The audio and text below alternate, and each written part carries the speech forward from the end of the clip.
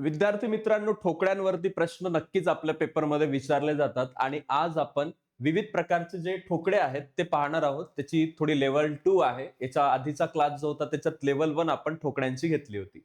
बघा याच्यामध्ये प्रश्न काय आहे, की आपल्याला या ठिकाणी 2 प्रकारचे ठोकळे आहे आणि याच्यामध्ये आपल्याला विचारलंय 5 ठिपके असणाऱ्याच्या विरुद्ध कोणतं असेल? सेम करायचंय. इथं 3 आहेत तर 3 लिहून टाकायचे, इथं 1 लिहायचे, इथं 5 लिहायचे. इथं 3 लिहायचे, इथं 4 लिहायचे, इथं 2 लिहायचे. आणि सेम कॉमन कोण आहे? 3 कॉमन आहे. इथं पण 3 कॉमन आहे. 3, 1, 5 घड्याळाच्या काट्याच्या दिशेनं फिरलो आपण आणि 3, 4, 2 घड्याळाच्या काट्याच्या दिशेनं फिरलोय. काय विचारलं होतं? 5 ठिपके असणाऱ्याच्या विरुद्ध किती ठिपके असणार? 5च्या विरुद्ध 2. मिळालं उत्तर ऑप्शन नंबर 2 अगदी करेक्ट आहे. पुढचा प्रश्न अगदी सोपा आहे. याच्यामध्ये 5 कॉमन आहे आणि 1 कॉमन आहे. त्यामुळं आपल्याला जे 1च्या विरुद्ध विचारलेलं आहे त्या ठिकाणी एकतर 2 येणार आहे किंवा एकतर त्या ठिकाणी 6 येणार आहेत. कारण ज्या संख्या त्याच्या आजूबाजूलाच आहेत, 5ही त्याच्या बाजूला आहे, 3ही त्याच्या बाजूला आहे, 4ही त्याच्या बाजूला आहे, तर त्या गोष्टी तर त्याच्या 1च्या विरुद्ध येणार नाही. म्हणजेच आपल्याला एक गोष्ट कळते, 1च्या विरुद्ध एकतर 2 येऊ शकतात किंवा 6 येऊ शकतात, कारण त्या दिसत नाही. त्यामुळे या प्रश्नाचं उत्तर काय असणार आहे? ऑप्शन नंबर 2 असणार आहे. आता हा प्रश्न तुम्ही सोडून बघा. एक तुम्हाला 10 सेकंदाचा वेळ देतोय, की पटकन तुम्ही कमेंट बॉक्समध्ये याचं उत्तर टाकायचंय. चला सगळ्यांनी हा प्रश्न सोडवून पहा. सॉरी, हा प्रश्न आधीचाच आहे का? हा प्रश्न सोडवा. हा प्रश्न तुम्ही सोडवून पहा. रंगांच्या वरती प्रश्न आहे. पांढरा, हिरवा, नारिंगी आणि निळा, पिवळा, लाल असे आपल्याला रंग दिलेले आहेत आणि आपल्याला विचारलंय लालच्या विरुद्ध कोणते पृष्ठ असेल. तर बघा याच्यामध्ये लालच्या सोबत पिवळा आणि निळा आलेला आहे.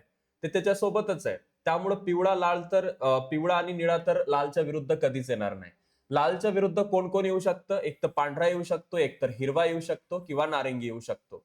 किंवा किंवा किंवा मधलं जे हे दुसरं उत्तर आहे ते अगदी बरोबर या ठिकाणी येणार आहे. पुढील प्रश्न अशा प्रकारचा आहे, ज्यामध्ये तुम्हाला एक घन जो आहे, एक असा स्क्वेअर तुम्हाला असा ओपन केला दाखवतो आणि तो ओपन केल्यानंतर त्यामध्ये तुम्हाला कोणत्या गोष्टीच्या विरुद्ध काय येईल ते विचारलं जातं. जसं डीच्या विरुद्ध आपल्याला इथं विचारलेलं आहे. बघा या प्रश्नाचं उत्तर तुम्ही कसं करू शकाल?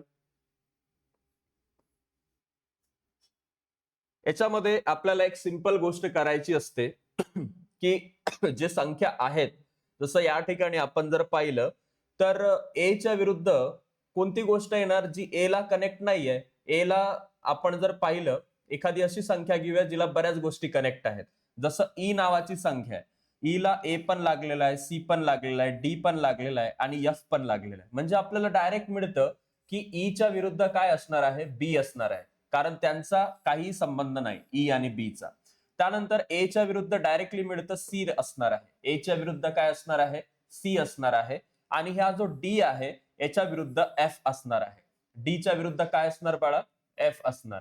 म्हणजे आपल्याला जो प्रश्न विचारलाय की डी अक्षराच्या विरुद्ध पृष्ठावर कोणतं अक्षर येणार, तर ते एफ अक्षर येणार आहे. याला तुम्ही 1-2 वेळा जर सोडवलं तर हे प्रश्न तुम्हाला अगदी सोपे जातील आणि सोडवता येतील. ओके. आता जो पुढचा प्रश्न आहे तो काहीसा अशा प्रकारचा. एकदा तुम्ही थोडं डोकं इथं लावून बघा. तुम्हाला हा प्रश्न जमतो का? 10 सेकंदाचा आपण तुम्हाला वेळ देतोय.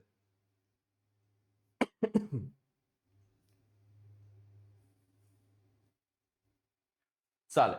आता हा जो प्रश्न आहे, या प्रश्नामध्ये आपल्याला विचारलंय की 5 अंकाच्या विरुद्ध कोणता अंक येणार आहे. ठीक आहे. या 5च्या विरुद्ध विचारलंय. तर 5च्या विरुद्ध 6 येऊ शकत नाही आणि 1 येऊ शकत नाही, कारण ते त्याचे सोबती आहे. म्हणजे तुम्ही 6 आणि 1 ला इथं डायरेक्ट क्रॉस करू शकता. ही एक ट्रिक आहे त्याची. एलिमिनेशन मेथड आपण याला म्हणतो. म्हणजे तुमचं उत्तर एक तर 2 येणार किंवा 3 येणार. आता 5च्या विरुद्ध 3 येऊ शकतात. बरोबर आहे. कारण 5 आणि 3चं काही रिलेशन नाहीच आहे. तुम्हाला डायरेक्टच मिळतं की 5च्या विरुद्ध काय येणार आहे? 3 येणार आहे. त्यानंतर 1च्या विरुद्ध काय येऊ शकतं? 5च्या विरुद्ध 3 आले तर 1च्या विरुद्ध आपल्याला या ठिकाणी 2 मिळू शकतात. त्याचबरोबर आपल्याला 4च्या विरुद्ध 6 मिळू शकतात. अशा प्रकारे हा पूर्ण प्रश्न सोडवता येतो. पण जे आपल्याला विचारलंय त्याचं उत्तर आपल्याला इथं करायचं होतं. पुढचा प्रश्न बघूया. पुढचा प्रश्न काहीसा अशा प्रकारचा आहे. याच्यामध्ये टिंबाच्या विरुद्ध या डॉटच्या विरुद्ध पृष्ठावर काय असणार ते आपल्याला विचारलेलं आहे. हा प्रश्न तुम्ही एकदा सोडून पहा. तुम्ही जर याच्यामध्ये चांगलं ऑब्झर्वेशन केलं तर एक गोष्ट तुम्हाला याच्यात अशी दिसते की ज्याला बऱ्याच गोष्टी लागलेल्या आहेत. एक्स ला प्लस लागलाय, या एक्स ला स्टार लागलेला आहे, एक्स ला डॉट लागलेला आहे, म्हणजे एक्सच्या विरुद्ध या गोष्टी कधीच येऊ शकत नाही. आता डॉटचा जर विचार केला तर या डॉटला एक्स लागलाय, स्टार लागलाय, त्यानंतर हा भागाकार लागलाय आणि ह्या वजाबाकी पण लागली. म्हणजे एवढ्या गोष्टी जर ह्या डॉटला लागलाय तर डायरेक्टच उत्तर मिळतं की या डॉटच्या विरुद्ध हे प्लस आहे, कारण त्याचा आणि त्याचा काही संबंधच नाही. डायरेक्ट उत्तर मिळतं. तुम्हाला फक्त आणि फक्त बघायचंय की त्या डॉटला आजूबाजूला कोण लागलाय. डॉटला गुणाकार म्हणजे ते एक्स लागलाय, व भागाकार लागलाय, या वजाबाकीचं लागलंय आणि स्टारचं चिन्ह लागलंय. लागलेल्या गोष्टी त्याच्या अपोजिट नसतात. डायरेक्ट प्लस मिळतं आपल्याला आणि हेच या प्रश्नाचं उत्तर असणार आहे. बाकीच्यांचे तुम्ही याच पद्धतीनं काढू शकता. सोबतच असा एक प्रश्न येतो, याच्यामध्ये सगळे रंग आहेत, पिवळा, हिरवा, लाल, पांढरा, लाल, नारिंगी. नारिंगी रंगाच्या विरुद्ध विचारलेलं आपल्याला. नारिंगी जर आपण पकडला, नारिंगीला निळा लागलाय, पांढरा लागलाय, लाल लागलेला आहे, म्हणजे या 3 कलर तर नारिंगीच्या विरोधात कधीच येणार नाही. कधीच पांढरा येणार नाही, कधीच याच्यामध्ये लाल, पांढरा, निळापैकी अजून कोणता ऑप्शन आहे, लाल येणार नाही. ठीक आहे. आणि आता राहिले पिवळा आणि हिरवा, या 2 पैकी नारिंगीच्या विरुद्ध असणार आहे. आता आपण जर इथं ऑब्झर्वेशन केलं तर आपल्याला एक गोष्ट या ठिकाणी दिसते की यामध्ये एक सेकंड, यामध्ये तुम्हाला लाल हा जो रंग आहे, पेनला काय झालं आपल्या, हा जो लाल आहे, या लालला समोरासमोर लागलेल्या गोष्टी कोणत्या आहेत, पिवळा वगैरे सगळ्या गोष्टी लागल्या. नारिंगीच्या जर आपण विरोधात पाहिलं तर पिवळा हे उत्तर या ठिकाणी करेक्ट येऊ शकतं, कारण या ठिकाणी हिरवा हा जो रंग आहे हा पिवळा, लाल, पांढरा याला लागलेला आहे आणि हिरव्या रंगाच्या सोबतच हा नारिंगी पण येऊ शकतो. त्यामुळं या प्रश्नामध्ये हिरव्याच्या विरुद्ध निळा जाईल आणि या प्रश्नाचं उत्तर जे आहे ते 3 नंबर येऊ शकतं. या प्रश्नाचं उत्तर काय येणार, ऑप्शन नंबर पर्याय क्रमांक 3. त्यानंतरचा जो महत्वाचा प्रश्न आहे, आपले पेज इकडे तिकडे झालेत थोडे, काही हरकत नाही. याचं उत्तर थोडीशी या ठिकाणी मिस्टेक आहे की यामध्ये नारिंगीच्या विरुद्ध आपण जे पिवळा केलंय ते पिवळा नसून काय येणार आहे, हिरवा येणार आहे. नारिंगीच्या विरुद्ध हिरवा येणार आहे. तो एक मिसमॅच तिथं जातं. अशा याच्यात थोडं कन्फ्युजन होतं, त्यामुळे याच्यात बाकीचे काढून घ्यायचे. ठीक आहे, म्हणजे लालच्या विरुद्ध काढून घ्यायचे ज्याला जास्तीत जास्त लागलेले आहेत. याच्यामध्ये लालच्या विरुद्ध निळा येतो, लालच्या विरुद्ध निळा येतो. त्यानंतर आपण जर पांढरा पाहिला किंवा ज्याला जास्तीत जास्त गोष्टी कनेक्टेड आहेत असं जर आपण पाहिला तर पांढऱ्याला हिरवा आहे, लाल आहे, नारिंगी आहे, सोबत निळा आहे, म्हणजे पांढऱ्याच्या विरुद्ध पिवळा येणार आहे. ठीक आहे, त्यामुळे आपलं ते चुकलं होतं. पांढऱ्याच्या विरुद्ध काय येणार आहे, पिवळा येणार आहे, पिवळा. आणि त्यामुळंच आपलं जे उत्तर आपल्याला इथं मिळतं की या ठिकाणी हिरवा जो आहे तो या नारिंगी संबंधित आहे आणि त्यामुळं आपलं उत्तर ऑप्शन नंबर 1 येतं. बाकी हे आणि हे सगळं कॅन्सल होतं. तुला वाटलंच होतं त्याच्यात काहीतरी आपलं चुकलेलं असणार. आता याच्यामध्ये बघा हा जो प्रश्न आहे याच्यात आपल्याला एक ठोकळा तयार करायचा आहे, म्हणजे घनाकृतीपासून पुन्हा घन तयार केला तर कोणती आकृती आपल्याला मिळेल. पहिल्यांदा तर आपल्याला कोणाच्या विरुद्ध कोण येतं ते पहिल्यांदा पाहणं आवश्यक आहे. जसं या ठिकाणी जर आपण चांगलं ऑब्झर्व केलं तर आपल्याला याच्यामध्ये एक संख्या आपण घेऊया जी सगळ्यांशी कनेक्टेड आहे. जसं 4 घेतले आपण, 4 ला 3 हे लागलेलं आहे. सोबतच त्याच्या विरुद्ध कोणतं येऊ शकतं, त्याच्या विरुद्ध एक तर 5 येऊ शकतात किंवा 6 येऊ शकतात. आपण 4च्या विरुद्ध समजा 6 घेतले. ओके, आता आपण दुसऱ्या सोबत करून बघूया. जशी आपण याच्यात अजून एक संख्या बघू. एक संख्या आहे, 1च्या विरुद्ध 2, 4, 6 आणि 5 येऊ शकत नाही, म्हणजे 1च्या विरुद्ध 3 येणार. ओके, 1च्या विरुद्ध 3 येणार. आणि आता आपल्याला 2च गोष्टी इथं उरतात, ते म्हणजे 2 उरतात आणि 5 उरतात. 2च्या विरुद्ध समजा 5 आहे. आता आपण याला बघूया, 2च्या विरुद्ध 5 आहे म्हणजे हे येणार नाही. ठीक आहे, त्यानंतर 1 आणि 3 सोबत येऊ शकत नाही, हे कटलं. त्यानंतर 2 आणि 5 आहेत का इथं, नाही. 1 आणि 3 आहेत का, नाही. 2, 5 नाही आहेत. त्यामुळे यामध्ये पहिलं आणि चौथं असा जर कुठं पर्याय असेल तर हे त्याचं उत्तर असणार आहे.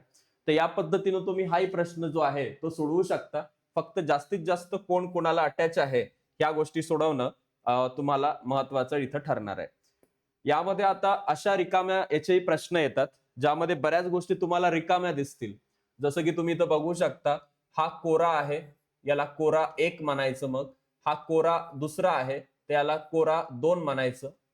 हा कोरा 2 आहे, K2 आहे, ज्याला आपण K1 K2 असं नाव द्यायचं. हा K1 आहे, कोरा 1. हा K2 आहे आणि हा K3 आहे. आता आपल्याला इथं काढायचंय. बघा इथं जर आपण पाहिलं तर कोरा 1, कोरा 2, कोरा 3 याच्यामध्ये आपण हॅश जर ऑब्झर्व केला, हॅश याला याला याला लागलेला आहे आणि आपण जर याचा जर विरुद्धार्थी पाहिलं तर डायरेक्ट आपल्याला हॅशच्या विरुद्ध स्टार मिळतो. ठीक आहे, हॅशच्या विरुद्ध आपल्याला स्टार मिळतोय. सोबतच आपण जर इथं पाहिलं की याच्यामध्ये K1 आणि K2 हे एकमेकांचे विरोधक आहेत. कोरा 1 हा कोरा 2 चा विरोधक आहे. ठीक आहे, त्यानंतर स्टार आणि हा जो डबा आहे हे एकमेकांचे विरोधक आहे. स्टार आणि डबा हे एकमेकांचे विरोधक आहेत. तर आता जर इथं आपण ऑब्झर्व केलं, हॅश कोरा 1 कोरा 2 विरोधात होते, पण या ठिकाणी कोरा 3 जो आहे तो त्याच्यामध्ये येऊ शकतो मधात. त्यामुळं आपण म्हणू शकतो की हॅशच्या विरुद्ध आपल्याला स्टार दिसला असल्यामुळं स्टार इथं नाही पाहिजे, तर हे बरोबर आहे. त्यानंतर इथं स्टार आहे तर आपण हे पण घेऊ शकतो कारण त्याच्या विरुद्ध हॅश असू शकतो. हा डबा आहे, डबा तर त्या स्टारच्या विरुद्धात आहे. ओके, डबा आपण K3 घेतलं होतं, डबा K3 आहे, स्टार नाही. डबा जो आहे तो K3 सोबत आहे, K3 सोबत आहे आणि याच्यासोबत 2-3 अशा गोष्टी आल्या कोऱ्या कोऱ्या, त्यामुळे आपण हे घेऊ शकत नाही. आणि सोबतच इथं तर 3 कोरे सोबत आले. 3 कोरे कधीच सोबत येऊ शकत नाही, 2 येऊ शकतात, त्यामुळे हे चुकलं. म्हणून याचं उत्तर 1 आणि 4 हे अगदी बरोबर उत्तर असणार आहे. आणि शेवटचा जो प्रश्न आहे हा तुम्हाला सोडवायचा आहे, हा होमवर्क म्हणून. आणि या प्रश्नामध्ये कोणत्या गोष्टी करायच्या तेच तुम्ही अप्लाय करायचं, कोणत्या गोष्टीला कोणता विरोधक आहे. हे जर तुम्ही सॉल्व्ह केलं तर तुम्हाला या प्रश्नाचं उत्तर लगेच मिळून जातं. थँक्यू.